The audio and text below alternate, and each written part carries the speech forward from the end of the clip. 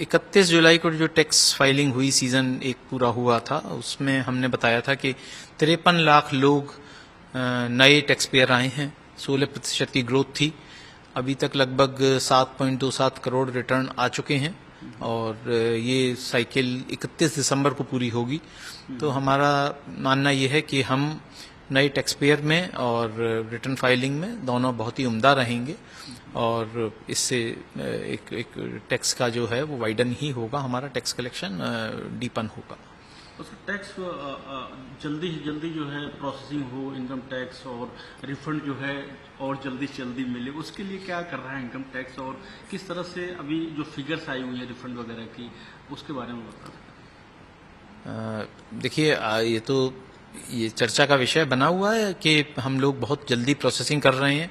इस साल आपने देखा होगा 1 मिनट में भी प्रोसेसिंग हुई है, कोई किसी की 1 दिन में प्रोसेसिंग हुई है। तो हम टेक्नोलॉजी को पूरी तरह इस्तेमाल कर रहे हैं और प्रयास यही है कि जल्दी से जल्दी हम रिटर्न प्रोसेस करके टैक्स पेयर का रिफंड उसके खाते में क्रेडिट कर सकें। इस प्रोसेस को हमने लास्ट ईयर जो सीपीसी 2.0 था उससे चालू हुआ और इस बीच में हमने 10.2.0 भी लागू किया, जिसमें कि बैंक से हमारा जो कलेक्शन मैकेनिज्म है उसको रिवैम्प कर दिया पूरा। तो उसकी वजह से भी हमारा जो रिफंड क्रेडिट होने में समय कम लग रहा है और ये जो है एवरेज प्रोसेसिंग टाइम हम घटा के 10 दिन पे लेके आए हैं।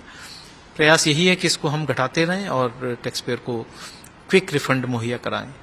ऑनलाइन गेमिंग के लिए हमने बजट में ये पारित हुआ, जो प्रस्ताव पारित हुआ फाइनेंस एक्ट के तहत, उसमें हमने एक नया पूरा मैकेनिज्म ऑनलाइन गेमिंग के टैक्सेबिलिटी का दिया हुआ है और टीडीएस जो उसका होना है उसका भी पूरा मैकेनिज्म दिया है। उसको फॉलो अप किया गया है सर्कुलर के जरिए, जिससे कि सारे स्टेक होल्डर्स को वो सुविधापूर्वक बता दिया जाए किस प्रकार से होना है। और हम ये पा रहे हैं कि काफ़ी उसका जो है वो फॉलो हो रहा है और हमें लगभग 600 करोड़ का टैक्स 6 महीने में टीडीएस के माध्यम से इसमें प्राप्त हुआ है। तो हम बहुत अच्छी तरह से ये कार्य अभी हुआ है और वी बिलीव कि अच्छा होगा आगे कार्य। जीएसटी के बारे में मैं कुछ नहीं कह सकता, मुझे इसका कोई वो नहीं है। ये सर ऑनलाइन गेमिंग और क्रिप्टो एसेट्स एक ही चीज है? नहीं, आपने 600 नहीं, क्रिप्टो एसेट पिछले वर्ष हमने लागू किया था, उसकी रिजीम पिछले वर्ष दे दी थी, आयकर विभाग ने दे दी थी और उसकी टीडीएस की मैकेनिज्म भी दे दी थी। क्रिप्टो में लगभग 100 करोड़ का इस वर्ष टैक्स की प्राप्ति हुई है टीडीएस के माध्यम से और गेमिंग में लगभग 600 करोड़ की हुई। सर, अब कुछ आलोचनाओं पे आऊँगा, तमाम जो है सर्चें होती रहती हैं और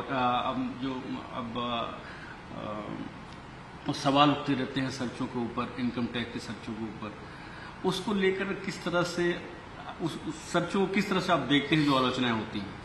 नहीं, हमारी आलोचना इनकम टैक्स की उस प्रकार की किसी प्रकार की आलोचना नहीं है कि हमने किसी को प्रोफेशनल तरीके से हैंडल नहीं किया।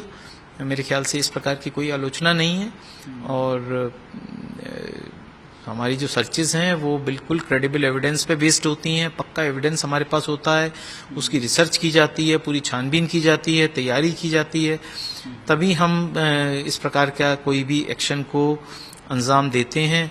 आपको मालूम होगा कि सर्च का अप्रूवल भी बहुत सीनियर अधिकारी देता है। तो हमारे यहाँ इस प्रकार का कोई चीज़ नहीं है जो कि आलोचना के काबिल हो और हम ये कोशिश करते हैं कि जो टैक्स इवेडर है वास्तव में उसी के यहाँ हमारी इस प्रकार की कार्रवाई हो। सर, इनकम टैक्स का बेनामी एक्ट जो है उसके तहत भी तमाम एक्शन चल रहे हैं, अभी हाल में कुछ खबर आई है, उसके बारे में अगर कुछ बता सकें आप। देखिए, बेनामी सरकार ने बेनामी लॉ 2016 में इम्प्लीमेंट किया और उसके तहत जो भी बेनामी असेट या प्रॉपर्टी जो हमारे संज्ञान में आती है उसके ऊपर कार्रवाई की जाती है। इसके बारे में जो हमें मुख्य तौर पे इन्फॉर्मेशन मिलती है, जो छापों में मिलती है और जब हम सर्च करते हैं तो ये इस प्रकार की इन्फॉर्मेशन हमें आती है कि किसी ने बेनामी संपत्ति को या तो वो बेनामीदार है या बेनिफिशियल ओनर है। तो उन कार्यों उन चीज़ों पे हम फर्दर कार्य करते हैं। कई बार हम उसमें सर्वे करते हैं, कई बार डेटा और जुटाने के लिए कार्य करते हैं और इसके तहत पूरे भारत में एक्शन होती रहती हैं, चाहे वो कोई भी प्रांत हो। डेटा जुटाना हमारा मुख्य कार्य रहता है और उसके बाद बिनामी जो हमारे अधिकारी हैं उस श्रेणी में, वो उसके ऊपर आगे कार्य करते हैं। वीडियो पसंद आया तो हमें लाइक, कमेंट, शेयर और सब्सक्राइब जरूर करें।